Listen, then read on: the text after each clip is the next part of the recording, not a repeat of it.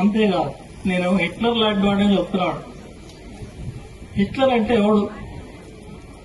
Hitler అంటే ప్రపంచంలో ఎర్ర జెండా మీద కత్తిగట్టి, పేదలపై కత్తిగట్టి, సామ్రాజ్యవాదుల తరఫున ప్రపంచానికి కవళించి చూసినటువంటి ఒక దుర్మార్గుడు నియంత.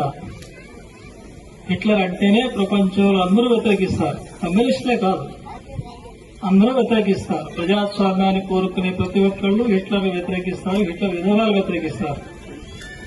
కానీ మన రాష్ట్ర ముఖ్యమంత్రి రేవంత్ రెడ్డి మాత్రం హిట్లర్ను పొగుడుతున్నాడు. నా కోపం వస్తే హిట్లర్ లాంటి అంటున్నాడు. ఎవరి మీద కోపం వస్తే? పేదోళ్ళ మీద, గుడిసెల మీద కోపం వస్తే 1,00,000 కోట్ల విలువైన గుడిసెల్ని కూల్చేశానని చెప్తున్నాడు. ఈ పరిపాలన మనకు కావాల్సింది. అయితే ఆయన ఒక విషయం మర్చిపోయాడు. హిట్లర్తో తను పోల్చుకోవడం అంటే మరి హిట్లర్ అంతిమ గడియలు కూడా పోల్చుకోవాలి. అంత చలాయించిన హిట్లరు ఎర్ర జెండా చేతిలో చిత్తుగా మట్టి గెలిచాడు, చరిత్రలో కలిసిపోయాడు.